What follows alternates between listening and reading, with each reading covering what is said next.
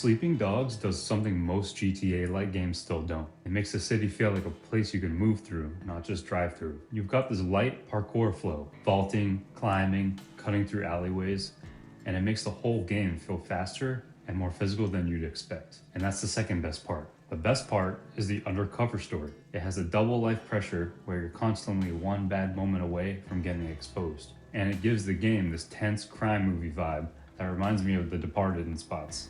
Not the whole plot, just those moments where you can feel the paranoia building. There's even a I smell a rat kind of scene that feels like a nod. This isn't a spoiler video, I'll just give you the breakdown after my 15-hour playthrough on PC. The main story finished, most side missions done, what holds up in 2026, what doesn't, and whether you should try it, beat it, or try to complete it. Sleeping Dogs is kind of a rebrand miracle. It originally started as True Crime Hong Kong, announced in November 2009. And then Activision canceled it in February 2011, saying it wouldn't be competitive enough in the genre. Then Square Enix stepped in, picked up the publishing rights, but didn't buy the True Crime name, so the game came back as Sleeping Dogs. It released in August 2012, and the definitive edition later landed in October 2014 with all DLC and upgrades. And if you ever wondered why this never turned into a clean franchise, the online spin-off Triad Wars shut down in January 2016, and the developer United Front Games closed in October 2016. So this game is basically a survivor from an era where publishers kill stuff constantly.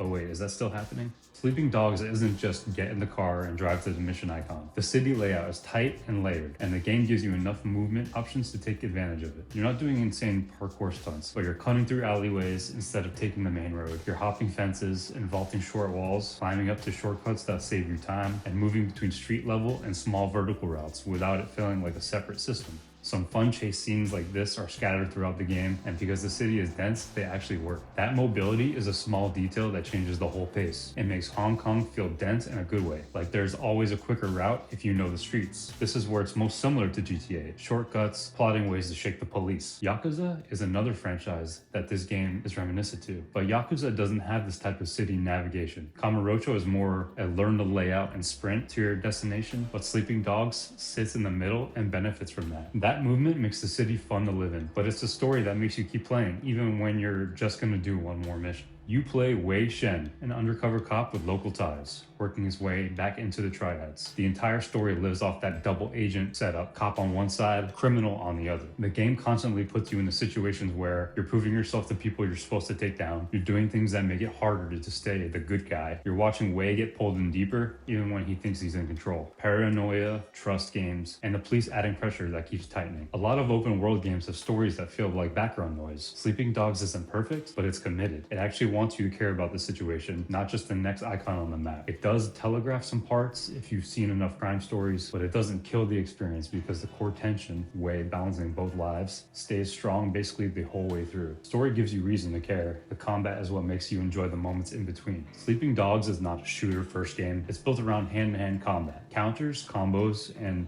mainly controlling groups. Almost Arkham-esque with its counters, but I get more Yakuza vibes here. You're walking down the street and a group of dudes decide that they want to get froggy. The moment-to-moment fighting is fast and combo-oriented, with different combos unlocked through martial arts gyms. You go around the map, collect statues to bring back to the martial arts gym, and that's how you unlock combat skills. The fighting is also built around counters that feel satisfying, with some requiring more intricate combos or grabs. You have a grappling enemy that you need to grab. You have a quick enemy that you have to hit with combos and knock the weapon out of his hand. The fighting is also boosted by environmental takedowns that are still a highlight. You're not just a punching guy, you're using the world. Railings, tables, telephone booths, whatever's nearby. If it looks painful, the game usually lets you do it. This is the part where the game carves its own path. It clearly takes inspiration from GTA and Yakuza, like I said, but combat is where it stops feeling like inspired by and starts feeling like, okay, this is its thing. And it's a big reason people call it overlooked, because it's one of the few open world crime games where fighting isn't a weak link. Over the shoulder gunplay is there, but the game shines when you're throwing hands. Combat carries the moment to moment, but if you're buying this as a GTA fix, the real test is whether the open world stuff holds up when you're not in a mission. Hong Kong is the star.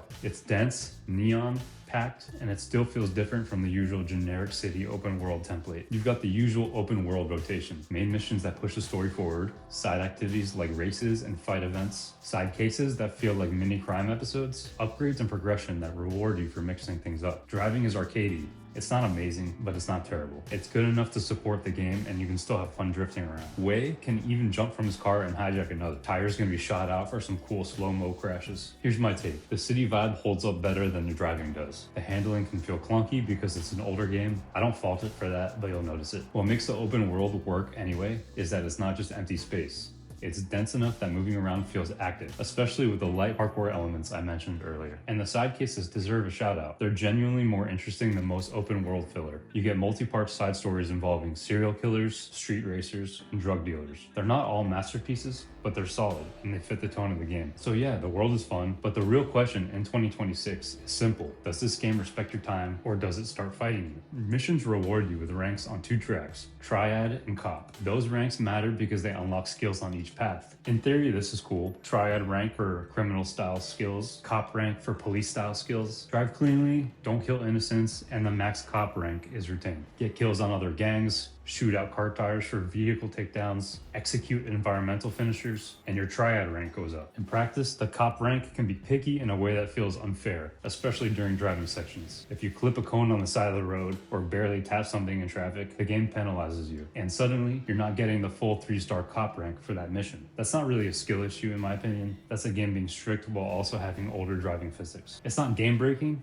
but it does mess with skill progression. It can lock you out of some cooler police skills toward the end unless you complete a bunch of side missions, earning 1 or 2 police ranks in them along the way. Or you drive in the missions like you're taking a driving test in real life, which is not why anybody boots up a game like Sleeping Dogs. And this is where the decision becomes clear. This game shines when you're riding the story and enjoying the combat, not when you're sweating mission grades. If you beat it, you get the best version of Sleeping Dogs. If you aim to complete it, you're signing up for classic open world checklist stuff. You know, hacking security cameras and finding collectibles in each district. I recommend beating Sleeping Dogs in 2026, especially as we lead up to GTA 6. Wei is an interesting character. The undercover tension stays strong. The story is gritty and actually follows through on the premise. Combat holds up and still feels better than it should for a 2012 game. Hong Kong also has a unique vibe, and the side cases are worth doing. If you want to complete it, hold off unless it really calls you. If you love 100% in games, I say go for it. If you don't, you'll have a better time beating the story, doing the side cases, and leaving on a high note. Either way, this is a short and sweet experience in the era of live service and 100-hour open world games. Give it a shot. You probably won't regret the time. Thanks for watching. Until next time.